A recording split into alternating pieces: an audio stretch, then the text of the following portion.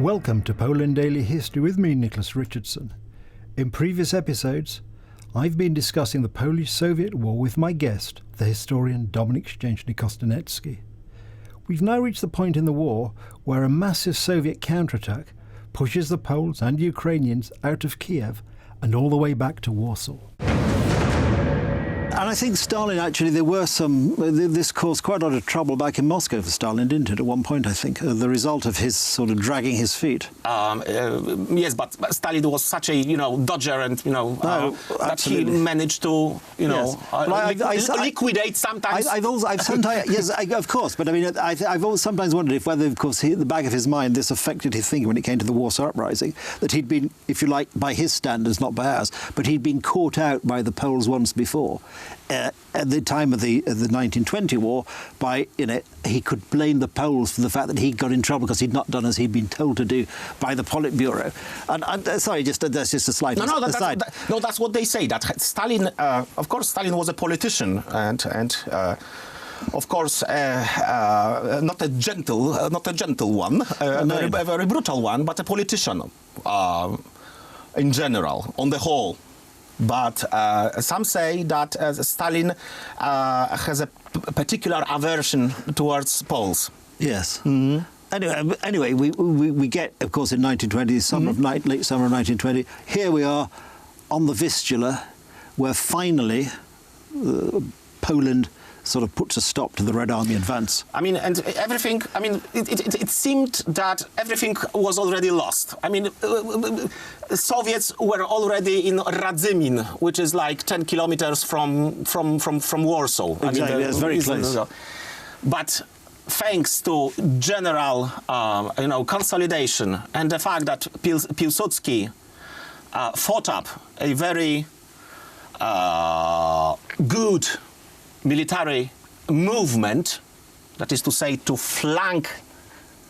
weaken Warsaw so that the Soviets come closer, and to flank the Soviet army from the south and to clash it. And that's what he did, and it worked out, and the Bolsheviks... And that's quite interesting, because that tactic was exactly the tactic which, of course, the Soviets adopted in the Second World War, when they were approaching Warsaw again. The idea of actually beating the Germans was to sort of, one of the arguments as to why the Warsaw Uprising was not so, why the Russians weren't so, or the Soviets weren't so keen to actually assist, was in fact their own tactics had not actually been a frontal assault on Warsaw, but had been this sort of because you have to be Napoleon to surround your enemy. But if you are good enough, but not Napoleon, you can make a double attack a frontal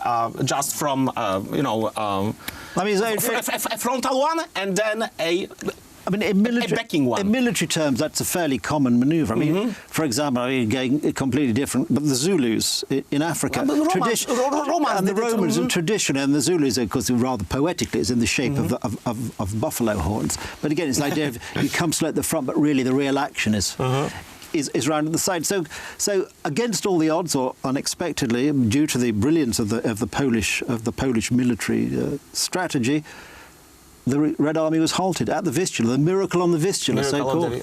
And Russia, the Soviet regime, was not able to move move west, not able to treat Poland as a bridge to foment socialist revolution in Germany. And Europe could breathe a sigh of relief. That's it. Poland was safe, Europe was saved. Some even say that Piłsudski was the one who, a Polish poet, that Piłsudski was the one who bought 20 years for Poland. And that's very significant. It is very significant, yes. And of course, this of course ultimately led to the Russian new approach of not worrying about socialism in one country. Country, exactly. As it became. But not everyone was happy, because we are unable to defend Ukraine. And at the peace talks in Riga, in Latvia, we had to say that we have nothing to do. We have nothing in common. Piłsudski would come to Ukrainian officers and say, "Gentlemen, I'm very sorry. I'm very sorry for what happened, but we didn't have." No, but it's still fair to say that even despite that, the Polish border between the wars was still much further, incorporated much more Ukrainian territory, if you want to call it geographically speaking. It was much further east of the Curzon line than the Treaty of Versailles had perhaps envisaged. We didn't have time to discuss the Curzon line, but yes, the three major cities to the east of the Curzon line were Vilnius, Grodno, and Lviv. No, to just yes. So it's draw the line. But by any analysis, it was a very significant war, a great result for Poland, a great result for Europe. And a great Englishman, Lord D'Abernon, called it one of the most important and significant battles, the Battle of Warsaw, in human history. Well, there we are. I mean, I think that's a fantastic and optimistic note on which to end. Thank you for cantering through the course of the 1920 Polish-Soviet War. That's been fantastic. Do join us again in the future. We'll have lots more interesting historical things to talk about. That's all we've got time for on this programme. Thank you for watching. We end on a high note, which is very exciting, a very exciting thing to do in the course of Polish history. But do join us again, and we'll look at even some more exciting moments from Polish history.